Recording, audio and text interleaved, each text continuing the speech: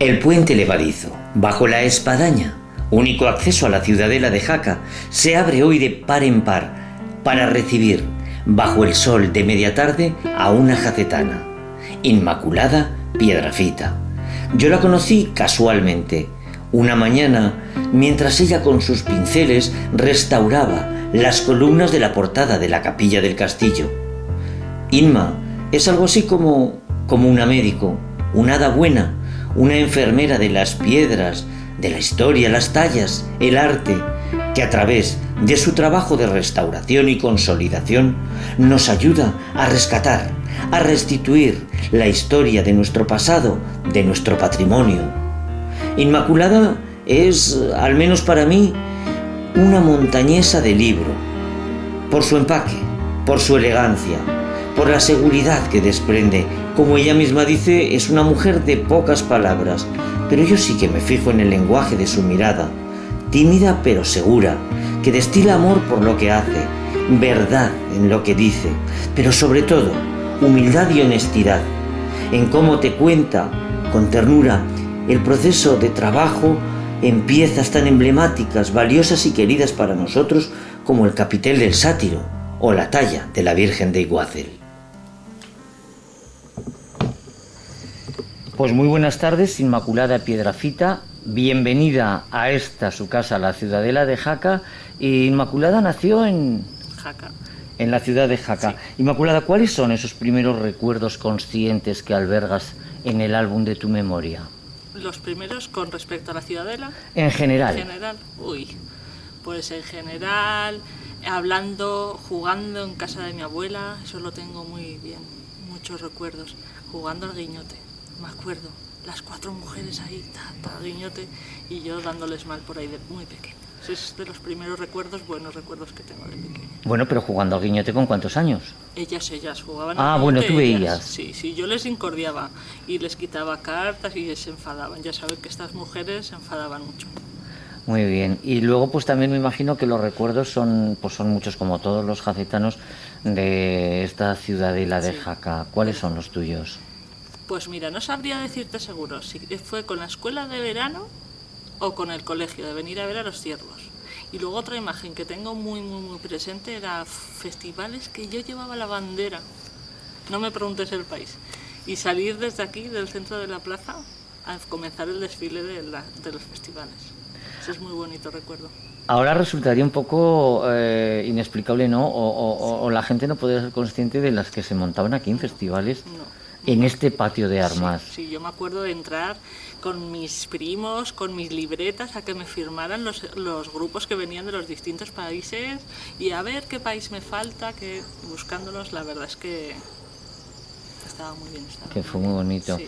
Y ver los ciervos, pues yo me imagino que en aquella época eran soldados los que enseñaban los ciervos. Y como veníamos con los profesores, que eran así excursiones ya... Sí.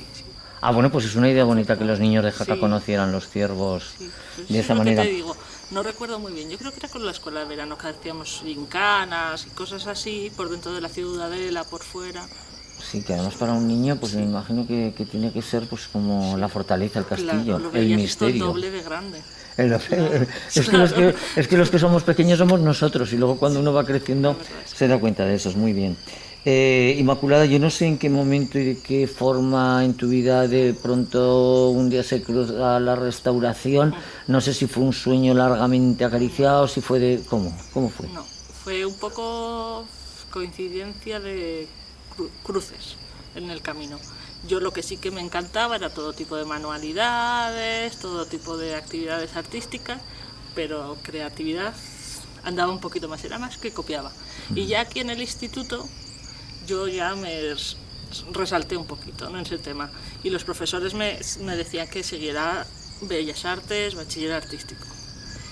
Y una vez que conseguí ir a Huesca al bachiller artístico, justo el primer año que empezó la escuela, yo terminaba bachiller.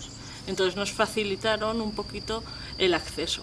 Aparte de que no se conocía tanto la escuela, el examen pues era un poco más aplicado a bachiller y nosotros íbamos ya muy metidos.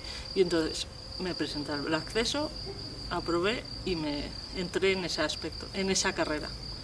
la que era un poquito desconocida para mí, un poquito. Bueno, quizá para ti y para todo el mundo, Sí, porque estamos sí. hablando de que eres de la primera generación de una de las escuelas más prestigiosas, y me atrevería a decir, de Aragón, pero además de España. Y luego que estás acostumbrada a ver la restauración en los museos, el típico bata blanca, todo muy bonito, y eso es a lo que realmente estás acostumbrado, a no ser que te interese mucho el tema, que ya te metes en obra, pero si no, lo que te estás acostumbrada a eso, y precisamente es lo que menos me gusta.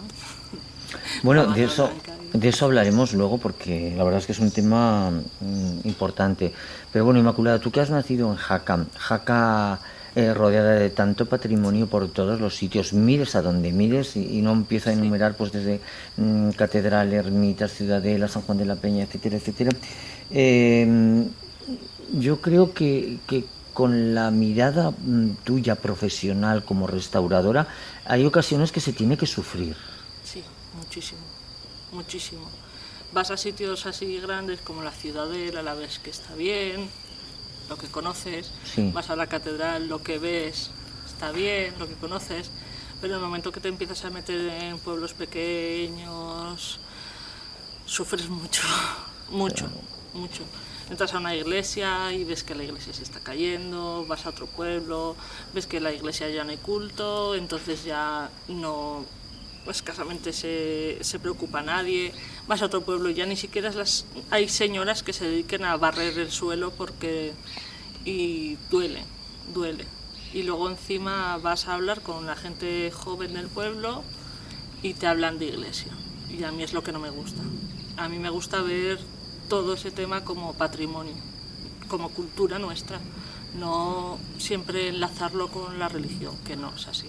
Has dicho algo que es muy importante, como patrimonio, como cultura Sí. nuestra, y como Sí. la posibilidad terrible e inexorable de que va a desaparecer. Sí, sí. Y a mí me duele mucho que siempre vas a un sitio, eso es de los curas, que lo arreglan ellos. No, es de todos. Es de todos y tenemos que luchar porque esta iglesia no se caiga. Que no quieres ir a rezar, no vayas a rezar.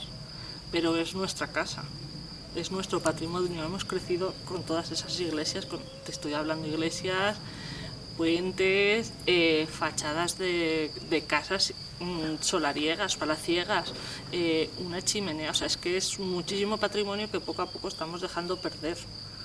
Incluso, es que tenemos muchísimo. Ese es el problema. Incluso yo me atrevería a decir que el hecho de mantenerlo, de conservarlo, de consolidarlo, es bueno, porque sería una atracción para el turismo, ¿no? O sea, Está claro. es algo que... Y encima todo, o sea, hay por ejemplo piezas, cementerio, dices, cementerio, pues es que hay cementerios, el cementerio de Jaca tiene piezas que son increíbles. Doy Lo fe. estamos dejando. O sea, en el más mínimo sitio, en el rincón más pequeño del pueblo, encuentras algo que hay que conservarlo. Claro. Y que yo supongo que ya se ha perdido. No es un poco por ahondar en la llaga, ¿no? Pero ya se han perdido cosas que son irrecuperables. Y eso tiene que ser duro, ¿no? Sobre todo pues, desde tu punto de vista, que has estado en esa escuela prestigiosa de restauración de patrimonio del Gobierno de Aragón de Huesca.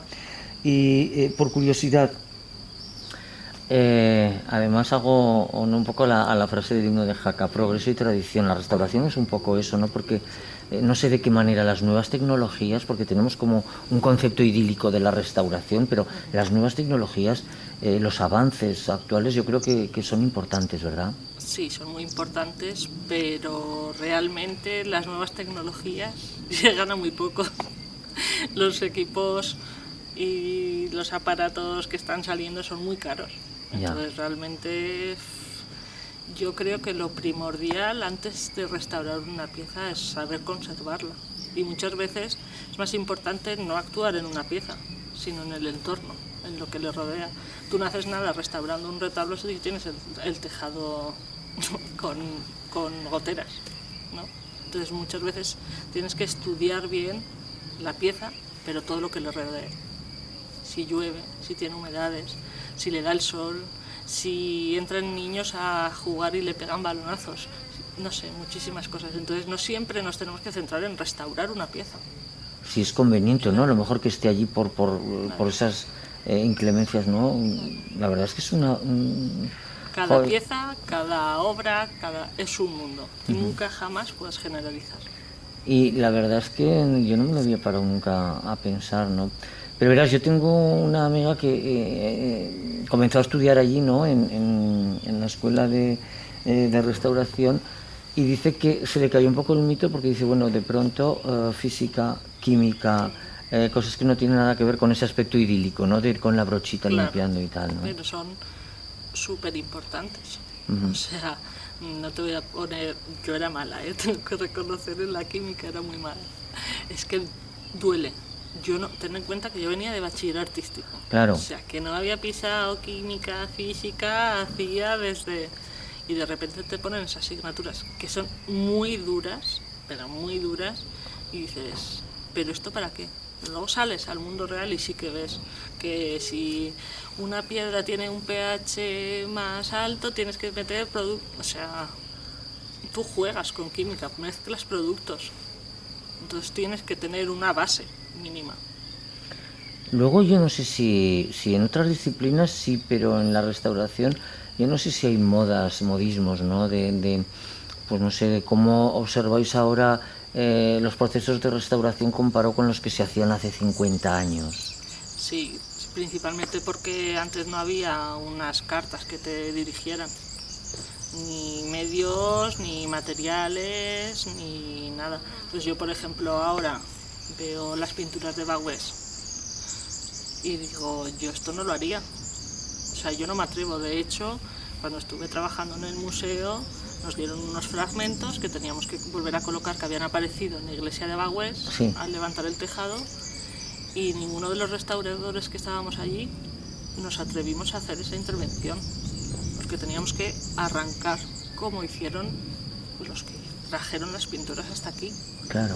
Ninguno nos atrevimos, y esas piezas siguen guardadas en una caja.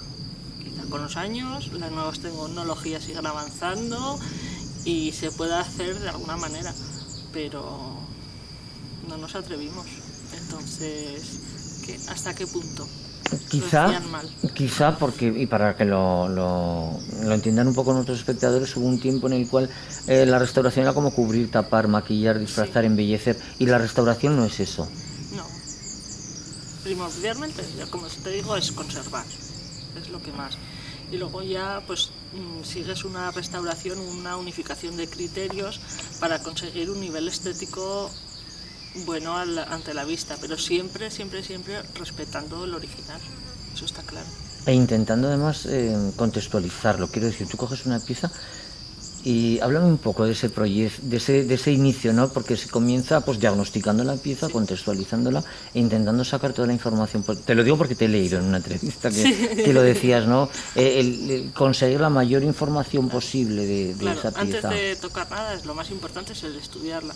Es lo que te decía, no es lo mismo una pieza a la que le haya caído la lluvia siempre encima, pues imagínate una talla de madera que la tuviéramos a la intemperie, que una talla de madera que hubiera sufrido un incendio, a lo mejor no directamente, pero sí el calor le haya. Pues todas esas alteraciones que puede sufrir la pieza son muy distintas y tienes que saber si una craqueladura que presenta la policromía es por causa del agua que le ha caído encima o por el sol que le ha dado directamente, o a lo mejor una mala técnica. Entonces todas esas cosas son súper importantes. Luego ya cuando vas avanzando, vas estudiando un poco más, ya vas descartando metodologías, eligiendo una serie de productos y haciendo pruebas, minúsculas pruebas, hasta que vas acertando y vas llegando a la conclusión de lo que quieres. Y sobre todo en esas pruebas, o en esa evolución de lo que es la propia restauración en sí, es como que todo sea reversible. Exacto, porque nunca sabes si puede llegar dentro de 40 años todas estas técnicas que de ahora estamos haciendo, no esto, y quieran volver a intervenirla, pues una reintegración con una acuarela es muy fácil de quitar. Claro. Pero una reintegración que hacían antes con una pintura acrílica, una pintura comercial, pues te puedes volver loco. Entonces por eso intentas que los materiales sean siempre reversibles. Es lo bueno, es que la verdad es que no es gracioso, ¿no? Pero me estaba viniendo a la cabeza el famoso Ecce Homo de Borja, de Cecilia, de que, bueno, pues toda esa relevancia que tiene, pero yo me imagino que para los profesionales desde el mundo, desde el punto de vista de la restauración, fenómenos así son terribles, ¿no? Terribles. Y ya te metes en el mundo del intrusismo en el que ya no sé quién tiene la culpa, si la mujer que lo hizo, si Cecilia, que es la que hizo, o el párroco que lo encargó, o la gente que la estaba viendo. Ahí juntamos un montón de... Es que no, es curioso, pero es que estamos hablando de un intrusismo profesional en una disciplina que es tan, que decir, que las consecuencias pueden ser tan terribles para ese patrimonio, pero yo no sé si la sociedad en líneas generales tiene un poco conciencia de la importancia de los restauradores. No. Luego hay, por ejemplo, elementos en los que sí que estás más... que ves más a un restaurador, pues una señora, una ama de casa, un cura, un pintor no se va a subir y va a restaurar un retablo, ¿no? Es una pieza grande y no se van a atrever. Y pues sería ya el catombe, ¿no? Pero a lo mejor hay otra serie de patrimonio que no consideramos mueble y sí que lo hacen. Pues pueden hacer un armario del siglo XVII o no sé, una portada de una iglesia que te la chorreen y te la deshagan, unas vigas que no sepan que hay un alfarje policromado debajo y llegan unos pintores y te chorrean y se te han llevado toda la policromía. Es terrible porque además hay gente, quiere decir que hay una confusión, ¿no?, de trabajos manuales con lo que es la tarea de restauración. Pero a lo largo de la historia también, dentro de esas modas de la restauración, pues el otro día me contaban, por ejemplo, en San Pedro el Viejo, cuando de pronto empiezan a tirar una techumbre y se encuentran allí con una policromía preciosa, que durante algún momento de la historia pues también fue como tapar las policromías. Sí. Pero, ¿quieres que no? Si tú las tapas bien, está bien hecho. Si las modas han cambiado, es mejor desde luego taparlas que no repicarlas. ¿Cuántos capiteles tenemos que están repicados para que no se vieran un desnudo? ¿No? Es mejor taparlo. Es curioso. ¿No? Por ejemplo, le echas yeso encima y ya lo has tapado, has cambiado la iconografía, pero lo has respetado. Y encima le has puesto un yeso que puedes quitarlo luego fácilmente. Yo no sé, Inmaculada, si bueno, pues algún momento a lo largo de tu carrera de un descubrimiento que has hecho o de alguna anécdota que te ha sucedido en esta tarea de restauración. Pues anécdota, a ver, así por ejemplo, me acuerdo que cuando restauré el sátiro, el capítulo del sátiro, ¿no? Ajá. Claro, era una pieza que tenía muchísima gente encima, ¿no? Vigilándome, sí, lógicamente. Un capitel muy bueno, ¿no? Y tenía pues grandes estudiosos y de repente una señora me dijo, hizo una serie de fotografías, lo amplió tantísimo que me vino y me dijo, mira, aquí han salido colores, no sé qué, estos colores pueden ser de los pigmentos que llevara el capitel, tal. Y yo es que no sabía dónde meterme, era como tierra trágame, y al final le dije, señora, lo siento, es que eso es el mortero que he puesto yo y es mi reintegración. O sea, yo reintegro mezclando colores a puntitos y lo que está usted viendo es una fotografía de la laguna reintegrada, ampliada, y entonces estás viendo una serie de colores que no son lo que usted me está diciendo. Pero yo no sé, Inmaculada, de qué manera se vive la responsabilidad, porque me estás hablando nada más y nada menos que del capitel del Sátiro, que bueno, de una de las catedrales románicas más importantes de España. Yo no sé de qué manera se vive esa presión, porque me consta, ¿no?, de estudiosos, de gente experta, y de pronto de saber que eres tú la persona que lleva a cabo esa restauración. ¿Cómo lo vives? Pues al principio lo pasé un poquito mal, la verdad. Yo me encargaron la obra y súper feliz, por supuesto, porque lo que más me gusta a mí en esta vida es trabajar en mi tierra, ¿no? Está claro. Entonces que te encarguen una obra así, y lo que era todo, ¿no? Porque el capitel estaba en la Capilla del Pilar, había que extraerlo, trasladarlo, ¿no? Todo eso súper bien. Encima conté con gente que me asesoró, siempre es súper importante ayudarte, ¿no? Entonces Rodrigo de la Torre, le pedí ayuda y con él lo extrajimos de allí. Y ya cuando lo tenía en el taller y venía uno, otro, a verlo, y yo decía, claro, la gente que te venía a visitar iba subiendo de nivel, ¿no? Profesores, tal. Y decidí que necesitaba un poco de ayuda, un poco externa, para apoyarme en según qué puntos que debía hacer. Entonces me puse en contacto con la escuela. Y allí hablé con Elena Aguado, profesora de la escuela de Elena Aguado, que estudió conmigo en el primer curso, y ella, lógicamente encantadísima, me echó una mano tremendísima. Y me ayudó a hacer todas las analíticas, y decidí que lo mejor era, lo que no sabía, dejarlo como estaba. O sea, no arriesgarme a quitarle las manchas negras que tenía, el máximo respeto.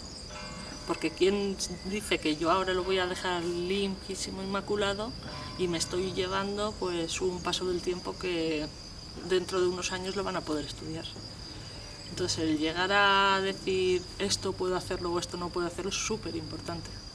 Saber hasta dónde tienes que llegar. Y está en tu mano como, digamos, persona responsable de la restauración el tomar esas decisiones y decir hasta aquí sí y a partir de aquí yo pues creo no. que un muy buen restaurador es el que sabe hasta dónde se puede llegar. Inmaculada es apasionante, o sea, es apasionante porque nosotros quizá visualmente estamos acostumbrados a ver la restauración y un poco me imagino que maleducados en el sentido de que queremos verlo todo limpio, ¿sabes? Como un antes y un después de que y estoy, no es a lo así. largo de esta entrevista estoy comprendiendo que no es así, la restauración no tiene, incluso no tiene nada que ver con eso. Aparte de todo eso, cuando tú concluyes una restauración, imagino que elaboras un informe y ese informe es en el cual pues tú pones todas esas casuísticas. Justificas todo lo que has hecho, Ajá. absolutamente todo.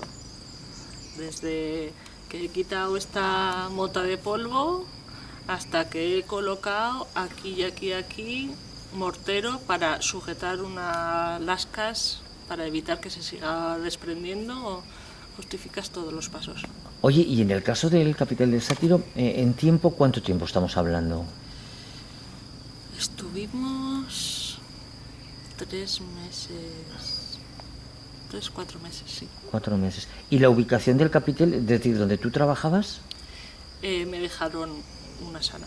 Una sala Sí. de ahí. El mismo obispado me dejó en la cual una yo sala imag- cerca de la catedral para poderlo hacer. En la cual yo me imagino que entrarías y saldrías como millones de veces, ¿no? Para mirarlo en función de la luz, en función de muchas cosas. Luego ya te digo, cada visita que venía, con cada uno que mirabas el capitel, descubrías una cosa nueva. Y sigo descubriendo cosas, ¿eh? Que todavía entro en el museo y sigo mirándolo y de repente digo, uy, pues Comparte esto, alguna con nosotros. una uña del águila, por ejemplo, uy, pues si no me hubiera dado cuenta que estaba tan marcado. Ese pico, Fíjate. siempre descubres algo nuevo. Es El cambio de increíble. luz te hace verlo completamente distinto. Es increíble y además el incluso... yo no sé si en la forma o en el fondo de los mensajes que quieren decir esos capiteles, esa iconografía de hace 1000 años, ¿no? De cómo... Yo siempre lo pienso, ¿no? Cuando lo ves dices... está en mis manos un objeto que alguien creó, diseñó y lo ¿Pero tangibil- realmente estamos interpretando lo que querían? Qué Yo me lo bonito. pregunto. ¿Realmente estamos interpretando lo que ellos querían decirnos? ¿Y tú qué crees? No lo sé. Porque ya solo interpretaciones hay miles. Claro. Y que yo me imagino que están un poco en consonancia o en función pues de la ideología o del más o menos fanatismo de la época, en fin, a lo largo de la historia pues ha cambiado, ¿no? Y entonces es, no sé, es que has dicho algo muy interesante al principio de la entrevista y es que todo eso es patrimonio nuestro. Quitémosle un poco incluso si quieres el fervor religioso para pararnos y poner el foco en el valor artístico, histórico y tal. Bueno, y de pronto un día cae en tus manos la responsabilidad de restaurar la talla románica de la Virgen de Iguazel. Disfrute. Pasión. Fue maravilloso. Cuéntame, ¿cómo, no sé, cuando Es que te encima enteras de que han pensado... justamente acababa de terminar otra pieza, que fue la tabla de Ruesta, que me costó muchísimo. ¿Cuánto muchísimo. tiempo?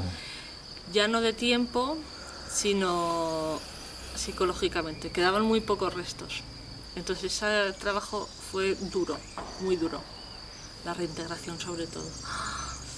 Fue mortal para para conseguir ver algo estéticamente uniforme. Me costó mucho y claro, después de pasar de esa tabla conseguí, me dieron el trabajo de la Virgen de Iguazel y fue maravilloso, ya te digo, disfruté, porque es una Virgen que estaba expuesta en el museo, tú la veías y estaba muy bien, porque realmente yo cuando les dije, mirad que esta Virgen tenéis que hacerles algo porque tiene lascas y es una Virgen que la estáis sacando todos los años. Perdóname, ¿lascas qué es? Ay, perdón, levantamientos de pintura, ¿vale? Entonces, como si dijéramos escamitas, ¿vale? Para que todo el mundo lo entienda. ¿Y eso tú lo observas? Claro, entonces, si es una virgen que va a estar siempre en el museo, no pasa nada. La tienes a una temperatura, humedad estable, entonces no corre ningún riesgo, pero precisamente esa virgen la sacas todos los años. Entonces, si tú le haces ese cambio de temperatura, que yo sé que lo hace todo perfectamente, tienen el máximo cuidado, pero claro, corres el riesgo de que esas pequeñas grietas, esas pequeñas pérdidas sigan creciendo. Claro. Hay que frenarlo. Eso. Principalmente es por lo que yo les intenté decir que a esa virgen había que tratarla. Y una vez puestos, vi que había bastante más de lo que se veía en la urna, en la vitrina. ¿Eso lo diagnosticas a través de una inspección ocular? Sí. Me imagino que ahí ves, pues eso, lo que aparentemente al ojo era una esto, luego... Sí. Y bueno, tengo que tener la suerte de contar siempre con la ayuda del museo, entonces en el caso de la Virgen era más fácil porque podía manipularla, al abrirla y manipularla, entonces resulta mucho más fácil. Hay veces que tienes que hacer el diagnóstico sin poderte escasamente acercar, o retablos, por ejemplo, imagínate que son muy altos. Hazme el diagnóstico de este retablo para restaurarlo, pero si no veo lo que hay a 13 metros. Claro, entonces, claro. Incluso a veces, no sé, pues hay que subir andamios, hay que buscarse la vida como para... Hombre, ahora la dronística, incluso yo creo que puede ser... ahora podría, sí. Que puede mejorar un poco la cosa, pero yo no sé si a lo largo de esa carrera inmaculada, es que has hablado de la tabla de Ruesta, si de pronto te has encontrado con una pieza que has dicho, no me siento con fuerza o no va a ser posible hacerle nada. Sí, y me dolió. En un paso de Semana Santa me pidieron que restaurara la cara de la Virgen y yo les dije que lo que ellas querían yo no se lo podía hacer, no me atrevía. Lo cual habla de ti, de la honestidad, ¿no? Porque a lo mejor alguien, pues le da una pintura a la tuya. Eso es. Y los clientes se quedan contentos y sí que he dicho en alguna ocasión que no me atrevía. Y otras más fáciles de ver, yo no he hecho documento gráfico, yo no me voy a restaurar un libro o un textil, eso lo tengo clarísimo, no son mis especialidades, entonces ya las derivas, pero claro. Siendo escultura, no, lo siento. No. Sí, es que parece como que es un cajón desastre cuando hablamos de restauración, pero ahí hay... Y no siempre tienes por qué saber hacer de todo, ¿no? No, claro. Vida. Entonces yo veo que es mucho más fácil y mejor decir que no sé hacerlo, no me siento capaz. No, pero además habla de honestidad de tu parte, ¿no? Es decir, pues hay gente que a lo mejor, yo sí, lo sabes, o sea, es un poco los aragoneses somos así, tenemos ese sentido de la responsabilidad de decir, no, esto sé hacerlo y... Bueno, y hemos escogido este emplazamiento de la Plaza de Armas de la Ciudadela, justo delante del pórtico de la capilla, porque aquí un día tú, hace 2-3 años, 3 años estuviste restaurándola. No sé, háblame de esta restauración. Pues fue una restauración muy bonita, ¿eh? Encima justo acababa de tener al niño, o sea que encima aún la recuerdo con más alegría, porque cada 2x3 venía mi madre con el niño, lo veía. Fue muy agradable, la verdad que estuve muy a gusto en este sitio, pero te voy a decir una cosa. A ver, dímela. Que yo empecé en el interior. Ah, ¿y en el interior qué es lo que restauraste? En el retablo. ¿El qué? En el retablo mayor. El retablo mayor. Justo cuando yo empecé como autónoma, aquí en Jaca, que ya decidí que no quería seguir dando vueltas por ahí, porque al final cansa, 3 meses aquí, 2 allá, 3 allá. Decidí quedarme aquí y me hice autónoma. Y justo empezaban a trabajar en el retablo y me subcontrató la empresa. Entonces, mi comienzo en la ciudadela de restauración está en el interior, en el retablo. Y luego sales aquí al exterior, incluso, es que lo has nombrado en la entrevista, acuarela. Yo te vi dando unos retoques de acuarela, precisamente porque es reversible. Claro, sí.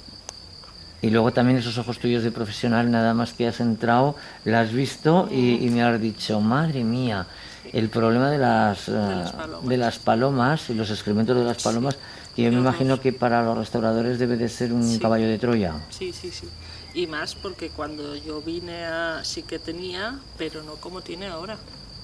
O sea, es que en estos momentos está que hay que hacerle un tratamiento urgente de un antipalomas. Claro, porque puede ser corrosivo, ¿no? Yo creo que puede deteriorar y puede muy corrosivo. ser... Aparte de estéticamente. Las manchas blancas por toda la piedra limpia. Claro, claro. Y trataste todo el pórtico, o sea, toda la fachada. Sí. Se ve bonito. Luego estábamos, pues te he mostrado esos hallazgos nuevos que ha habido en la puerta del palacio y me ha hecho gracia cuando has visto el escudo de arriba, ¿no? Que aparece esa policromía amarilla y has hecho un análisis que también será muy, muy interesante, ¿no? Lo he visto desde abajo, no se puede tampoco hacer mucho, pero sí se ve que hay unos brochazos de repente y sería curioso e interesante hacerle un estudio más exhaustivo. Claro, incluso me hablabas de aguas o formas en lo que es el lienzo de las banderas. Sí, que no se ven, pero si te fijas bien están incisas. Claro, y luego a través de un análisis más exhaustivo se puede saber de qué color era, si tenían color, si no tenían, si es amarillo, toda esta... Sí. La verdad es que es alucinante. Inmaculada, por curiosidad, ¿tienes algún otro hobby aparte del tema de la restauración? ¿Qué me puede gustar a mí más? Las antigüedades, ¿no? Hombre, esto pues, seguro que tampoco lo sabes. Pues bienvenida al club, pero me encanta, sí. Me encantan las antigüedades y colecciono cosas. Y ahora que está tan de moda todo lo vintage, ¿no? Pues me encanta, me apasiona, me metí en el mundo de las bodas. Y con todo lo que tengo, pues hago decoraciones de bodas con el mundo vintage. Encontré una socia que coincidimos en una boda aquí en un chalet porque buscaban un cocinero en casa con mi hermano, nos conocimos y ahora con el Buix Evento, pues ella es la wedding planner, que es la que se encarga más de diseñar la boda, de hablar con los novios, y yo me encargo de la decoración. Tengo un mueble antiguo, venga, ¿qué me puedes hacer con este mueble? Y entonces tengo una nave llena de muebles, de todo lo que te puedas imaginar, que voy rescatando, son mis pequeños tesoros, que me ayuda mi pareja, tengo que reconocerlo, y el pobre solo me dice, más cosas no, por favor, más cosas no.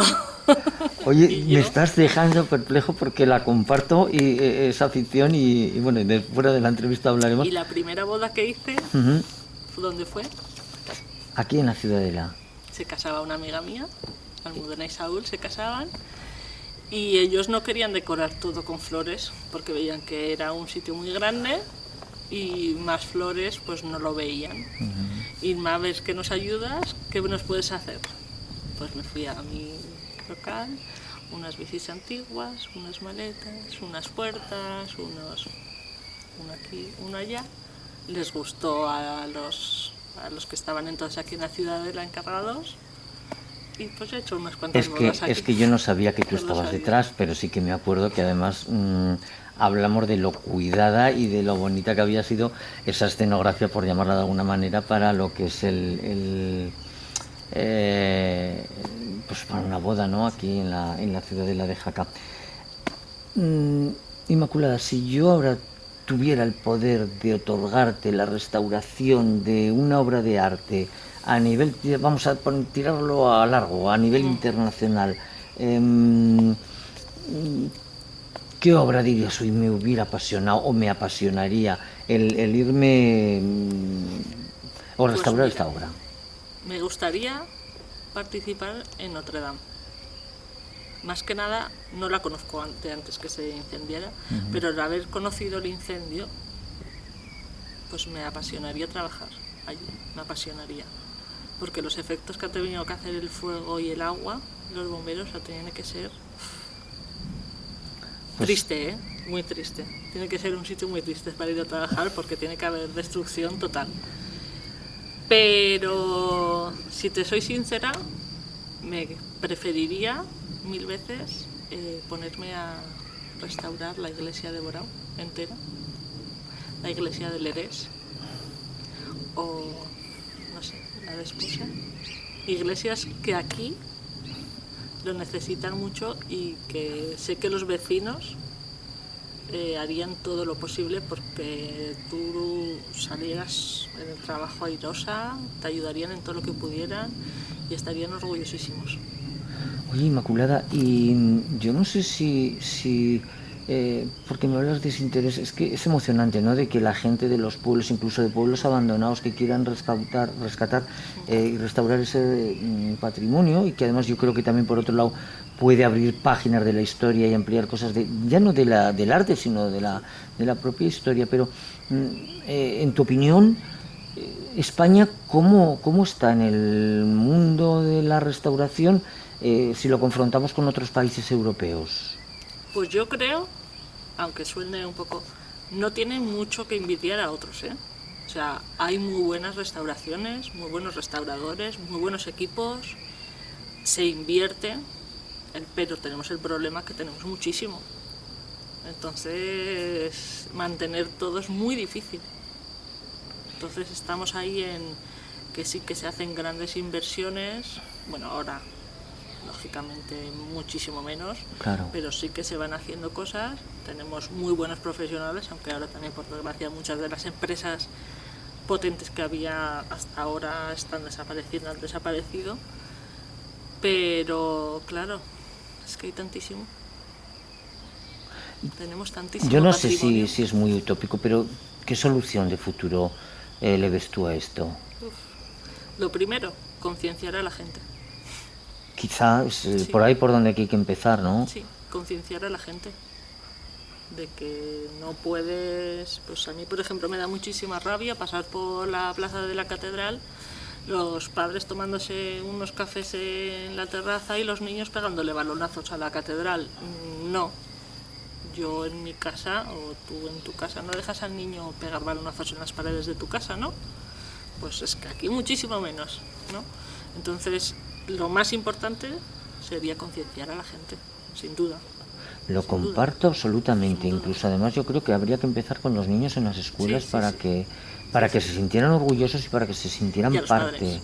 ¿Sabes? Porque pero hubo un tiempo en el cual, bueno, por la restauración, yo me acuerdo siempre que Antonio Lecuona pues me contaba en una entrevista que su infancia transcurrió en Santa Cruz de las Heras y que se reían de los extranjeros que llegaban hasta Santa Cruz para ver San Caprasio y el monasterio de San Juan de la Peña, porque decían, pues estos son 4 piedras, a que vienen aquí, ¿no? Y entonces Es que no le damos valor a lo que tenemos. Como estamos acostumbrados a verlo, no le damos valor. Sí, pero yo creo que van creciendo, ¿no? En los últimos años y eso es importante.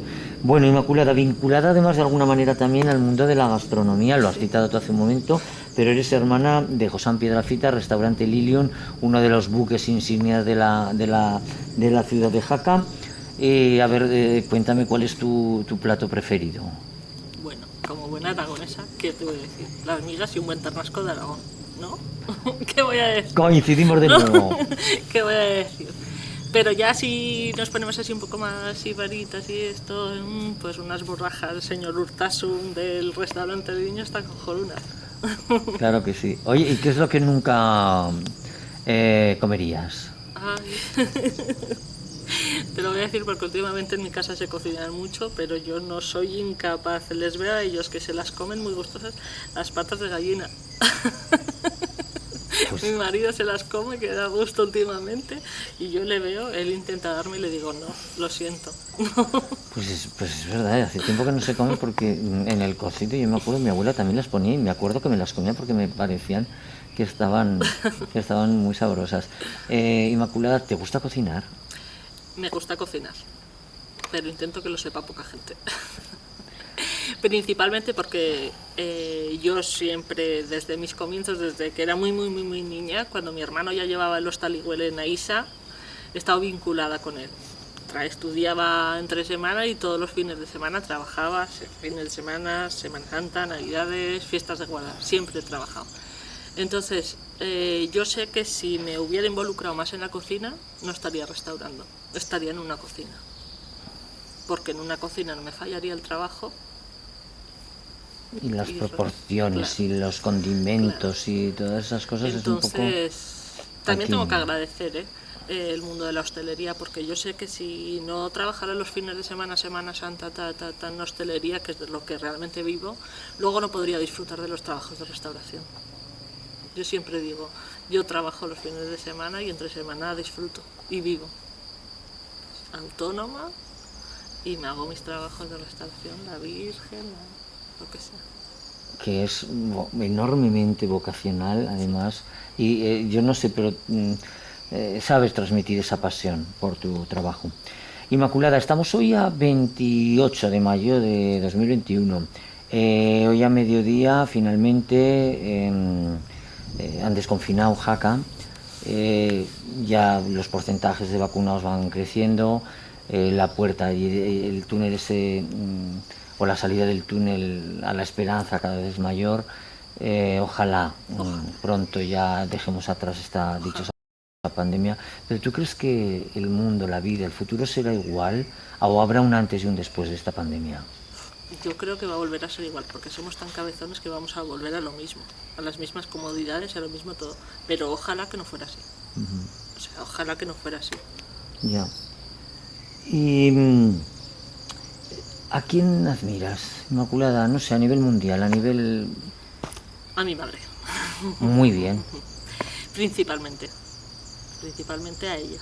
Luchadora, trabajadora, está en todo.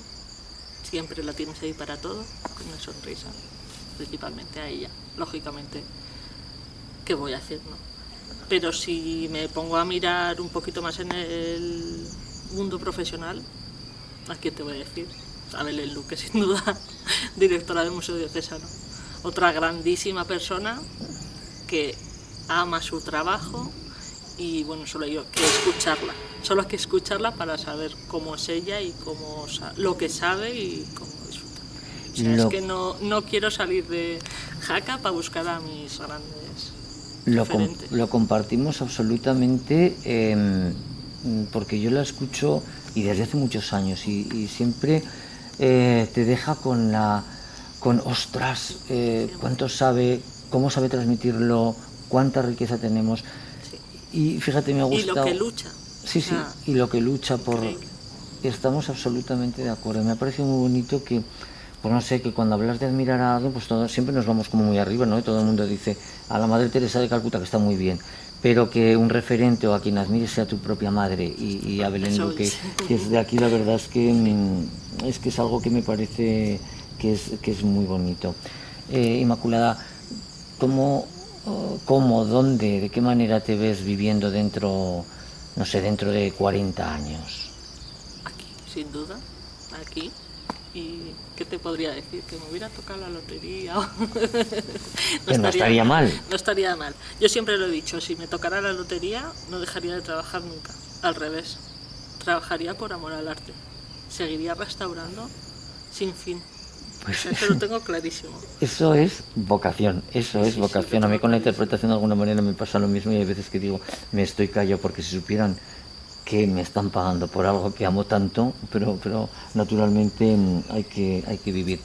Y ya para concluir esta entrevista, Inmaculada, vamos a hacer una pregunta que ya es el gran clásico de estos diálogos desde la fortaleza, y es que te voy a pedir que me grabes un mensaje que va a resultar póstumo, es decir, un mensaje que tú ahora imagínate que quedará encapsulado, encriptado, no sé qué terminología se utilizará dentro de 300 años. Será descubierto, oirán una voz, esa voz les dirá un mensaje, aún te voy a poner más, aparecerá entre uno de los sillares de piedra de esta ciudadela. ¿Qué mensaje te gustaría dejar así para la posteridad? Pues lo primero que me ha venido a la cabeza cuando me lo has preguntado ha sido vive y deja vivir. Sería, pero respeta y cuida todo, tu entorno, tu vida, tu familia. Soy muy escueta, lo sé. No soy de hablar mucho. No. Pero me ha gustado. Así es mucho más. Tú imagínate, estamos hablando del año 2421. Vive y deja vivir, por Inmaculada Piedrafita. Pues Inmaculada, muchísimas gracias y esta ha sido tu semblanza. Muchas gracias. Hoy hemos recordado con Inma los juegos de infancia contrastadas incluidas en casa de su abuela. También aquella tarde en la cual fue abanderada del Festival Folclórico, cuyo desfile salía de la Plaza de Armas de la Ciudadela. Nos ha contado que en el último año del bachiller se dio la circunstancia de ser el primero de apertura de la Escuela de Restauración del Gobierno de Aragón. Aprobó el acceso y entró. Hemos sido conscientes a través de esta entrevista de la importancia del patrimonio, como arte, como cultura, como historia, aparte de la religión y de los retos, que eso es otra cosa. Sobre todo por la enormidad de iglesias, templos, ermitas, casas solariegas, puentes o chimeneas, por los cuales hay que hacer algo para no perderlos, aunque hay muchos en los cuales ya desgraciadamente es imposible. Hemos aprendido que el propio cementerio de Jaca tiene piezas increíbles. Nos ha contado Inmaculada que lo primordial de restaurar una pieza en ocasiones puede ser la no intervención para su conservación, sino en la del entorno, porque de nada sirve restaurar una pintura si por el techo de la ermita entra el agua de la lluvia. Sobre todo, tengamos cuidado con los niños y los balones en la plaza de la Catedral de Jaca y en su entorno. Hemos aprendido también que la honestidad le hizo a Inmaculada rehusar el arreglo de la cara de una virgen en un paso de Semana Santa. Vive y deja vivir. Ese es el mensaje póstumo que Inmaculada le gustaría dejar grabado para el futuro. Inma, gracias por ser como eres. Eres todo un orgullo para Jaca y para sus gentes. Que lo sepas.